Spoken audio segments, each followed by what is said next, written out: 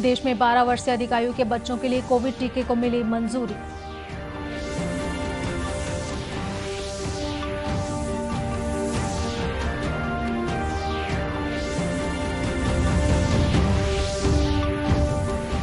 राष्ट्रपति ने कहा है, समाज में सौहार्द, प्रेम और बंधुत्व का संदेश देता है ओणम। देश भर में मनाया जा रहा है ओणम का त्योहार।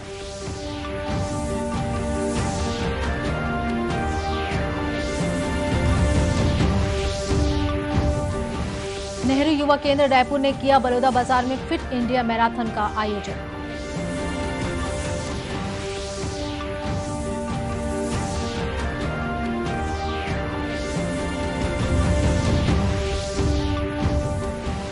और आमचो बस्तर ब्रांड के साथ ही गरियाबंद की महिलाओं द्वारा बनाई गई राखी बना आकर्षण का केंद्र।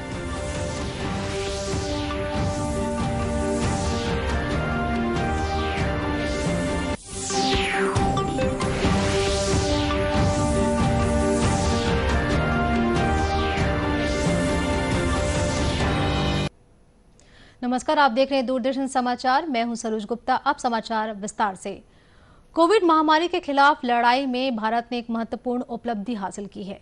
केंद्रीय औषध मानक नियंत्रण संगठन CDSCO ने देश में 12 वर्ष और उससे अधिक आयु वर्ग के बच्चों के लिए कैडिला हेल्थकेयर की DNA आधारित कोविड वैक्सीन जाइकोव-D के आपात उपयोग की अनुमति दे दी है। CDSCO की विशेषज्ञ समिति के परामर्श से तीसरे चरण के परीक्षण के परिणामों के मूल्यांकन के बाद इसे मंजूरी दी गई। इस वैक्सीन की प्रभावशीलता 66.06% है और इसे 2 से 8 डिग्री सेल्सियस तापमान के बीच सुरक्षित रखा जा सकता है। इस वैक्सीन की 3 डोज दी जाएगी। पहली डोज देने के बाद 28वें दिन दूसरी और 56वें दिन तीसरी डोज दी जाएगी। प्रधानमंत्री नरेंद्र मोदी ने कहा कि देश कोविड के खिलाफ पूरी ताकत के साथ लड़ रहा है और दुनिया की पहली DNA आधारित जायडस कैडिला की जाइकोव-D वैक्सीन देश के वैज्ञानिकों की महत्वपूर्ण उपलब्धि है।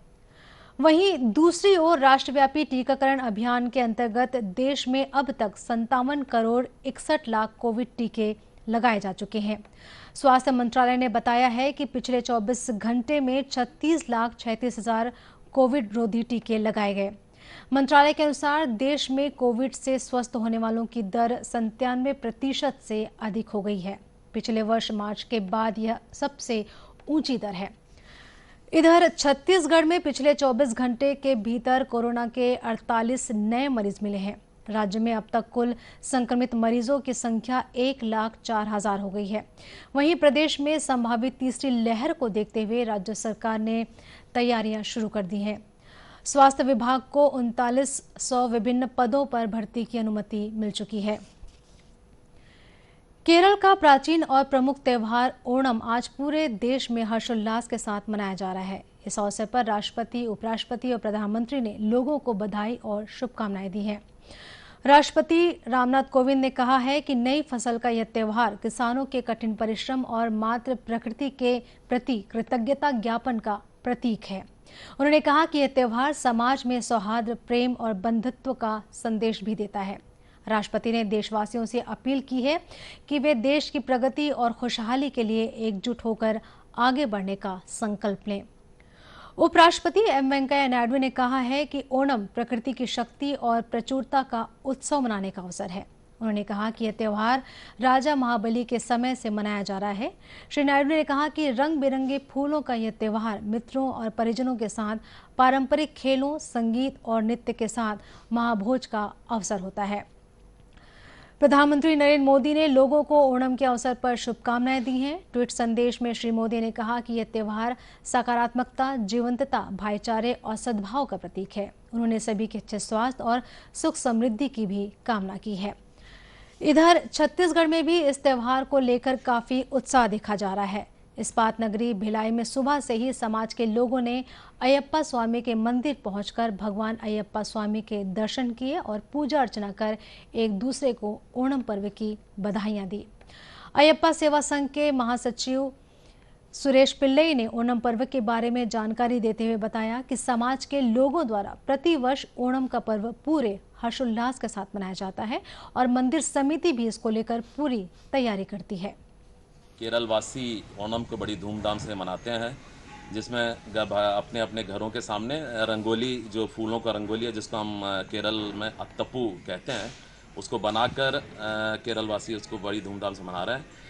साथ ही आज के दिन सभी केरल वासी जहाँ पे भी रहते हैं, चाहे वो कोई भी जात के हो, देश में हो या विदेश में हो, आज के ओणम को बहुत अच्छे तरीके से और ख़ासकर केरल के जो व्यंजन है आज बहुत प्रिय रहता है। अपने परिवार के साथ और कोशिश ये करते हैं कि अपने माँ पिताजी या भाई बहन के साथ आकर एक साथ एक जगह मनाएं। उसी तारतम्य में आज भिलाई अयप्पा सेवा संगम ने भी केरल वासियों के लिए आज मंदिर में कोविड के नियमों का प्रोटोकॉल को मेंटेन करते हुए भक्तों को हमने आने दिया है, ताकि ये भगवान से प्रार्थना करें कि उनको सुख समृद्धि हमेशा बना रहे। इस अवसर पर अयप्पा सेवा संघ द्वारा प्रसाद वितरण का कार्यक्रम भी किया गया, जहां बड़ी संख्या में श्रद्धालुओं ने पहुंचकर प्रसाद ग्रहण किया। उल्लेखनीय है कि केरल वासियों द्वारा राजा महाबली के आगमन की खुशी में यह त्योहार मनाया जाता है और महाबली के स्वागत में महिलाएं अपने घरों के सामने फूलों की रंगोलियां डालती हैं। हिमाचल प्रदेश में 5 दिवसीय जन आशीर्वाद यात्रा आज दूसरे चरण में प्रवेश कर गई। यात्रा का नेतृत्व सूचना और प्रसारण मंत्री अनुराग सिंह ठाकुर कर रहे हैं। श्री ठाकुर का आज दूसरे दिन यात्रा के अंतिम चरण के दौरान बिलासपुर पहुंचने पर भव्य स्वागत किया गया। इस अवसर पर उन्होंने एक जनसभा को भी संबोधित किया। उन्होंने कहा कि बिलासपुर जिले में पर्यटन को बढ़ावा दिया जाएगा और साहसिक खेलों को भी प्रोत्साहन दिया जाएगा, जिससे स्थानीय लोगों को रोजगार के अवसर मिलेंगे। कोई भी योजना लागू करके केवल घोषणा नहीं करते, उसको जमीन तक जन जन तक उसका लाभ पहुंचे उसके लिए प्रयास करते हैं। जैसे पीएम जनधन योजना, 40 करोड़ बैंक खाते खोले, 44 करोड़ है, 44 करोड़ है, ये 70 साल के बाद खुले। आधार नंबर दिया, इससे ट्रांसपेरेंसी आई, पारदर्शिता आई। जिसको पैसा मिलना चाहिए था उसी के खाते में पैसा जाता है। 28 करोड़ से ज़्यादा लोगों को रुपए डेबिट कार्ड मिले, जो कभी अमीरों की जेब में केवल डेबिट कार्ड होता था, एक क्रेडिट कार्ड होता था। एक बड़ा बदलाव सोच में लेकर आए। अभी भी दुनिया के बड़े बड़े देशों को आपदा के समय चेक काट कर लोगों को पैसा भेजते थे। मोदी जी यहां से एक बटन दबाते हैं, 9.25 करोड़ किसानों को 2-2 हजार की किस्त उनके खाते में पहुंच जाती है। इससे पहले श्री ठाकुर ने देश के लिए सर्वोच्च बलिदान देने वालों को बिलासपुर शहीद स्मारक पर पुष्पांजलि अर्पित की। वे भाजपा कार्यकर्ताओं के साथ पौधारोपण कार्यक्रम में भी शामिल हुए। 5 दिवसीय जन आशीर्वाद यात्रा कल सोलन जिले में परवाणू से शुरू हुई थी। नेहरू युवा केंद्र रायपुर द्वारा बलौदा बाजार में आज फिट इंडिया फ्रीडम रन 2.0 का आयोजन किया गया। कलेक्ट्रेट परिसर में राष्ट्रपिता महात्मा गांधी की प्रतिमा पर माल्यार्पण कर राष्ट्रगान किया गया। इस दौरान स्वयं फिट रहने और अपने आसपास के लोगों को फिट रखने के लिए शपथ दिलाई गई। कार्यक्रम में जिला युवा अधिकारी अर्पित तिवारी ने युवाओं को फिट रहने के लिए प्रेरित किया। कार्यक्रम में मुख्य अतिथि बलौदा बाजार विधायक प्रमोद शर्मा, राज्य कृषक कल्याण परिषद के अध्यक्ष Surendra Sharma, deputy collector R K. Dhruv, समाज सेवी और शिक्षाविद संदीप पांडे और एनएसएस के कार्यक्रम अधिकारी श्री बोरकर भी उपस्थित थे। मुख्य अतिथियों द्वारा रैली को हरी झंडी दिखाकर रोज आधा घंटा फिटनेस का डोज लेने की शपथ दिलाई गई। उल्लेखनीय है कि फिट इंडिया फ्रीडम दौड़ में 110 से अधिक युवाओं ने भाग लिया। भाई बहन के प्यार के रिश्ते का त्यौहार राखी 22 अगस्त को मनाया जाएगा। इसे लेकर बाजार में चहल पहल बढ़ने लगी है। इस बार बाजार में आमचो बस्तर ब्रांड के साथ ही गरियाबंद की महिलाओं द्वारा तैयार की गई राखियों का विशेष आकर्षण देखने को मिल रहा है। बस्तर की स्व सहायता समूह की महिलाओं द्वारा इसकी बिक्री के लिए सेल काउंटर खोला गया है। बिहान की महिला स्व सहायता समूह रोता और नारायण पालकी के सदस्यों ने बांस, रुद्राक्ष, रत्न, डोरी से रेशम की राखी तैयार की है और महिला सशक्तिकरण में अपना अमूल्य योगदान दे रही हैं। इसी तरह गरियाबंद जिले की कोपरा गांव की महिलाएं धान, उड़द, चना, चावल, सरसों के दाने के अलावा लौंग, इलायची और पुराने सिक्कों से राखियां तैयार कर रही हैं। उगता सूरज समूह से जुड़ी इन महिलाओं ने इस बार भी विदेशी राखियों को मात देने के लिए एक से बढ़कर एक स्वदेशी ब्रांड तैयार किए हैं।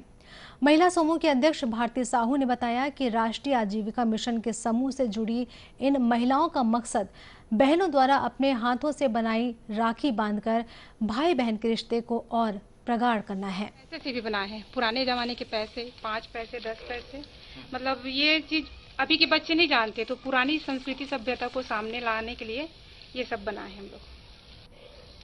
खुद से अपनों के लिए कुछ करें, मतलब महिला आत्मनिर्भरता के लिए, और विदेशी को मिटाना है, स्वदेशी अपनाना है, अपनों के लिए खुद से कुछ करके दिखाना है।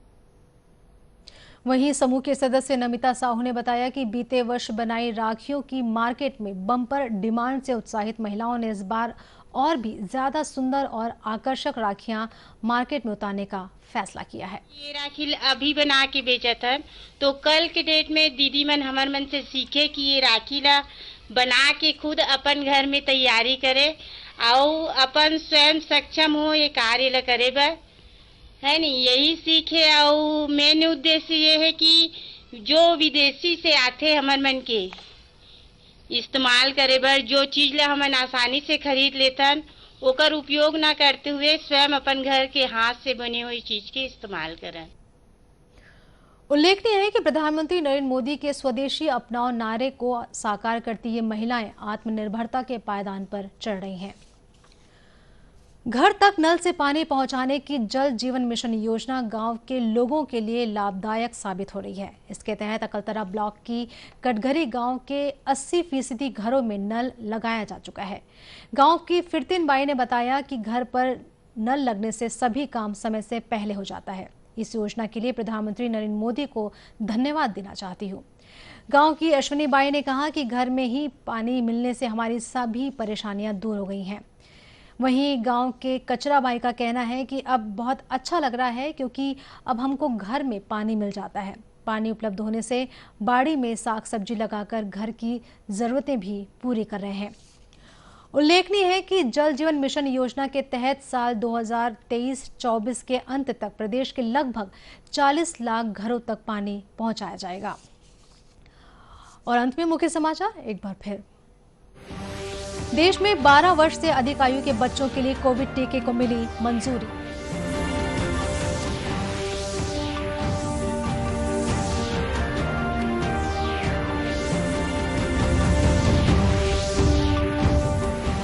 राष्ट्रपति ने कहा है समाज में सौहार्द, प्रेम और बंधुत्व का संदेश देता है ओणम। देश भर में मनाया जा रहा है ओणम का त्योहार।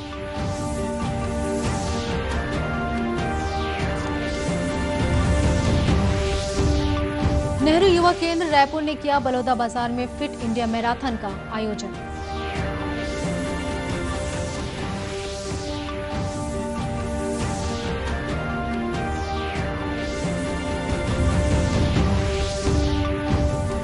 और आमचो बस्तर ब्रांड के साथ ही गरियाबंद की महिलाओं द्वारा बनाई गई राखी बना आकर्षण का केंद्र।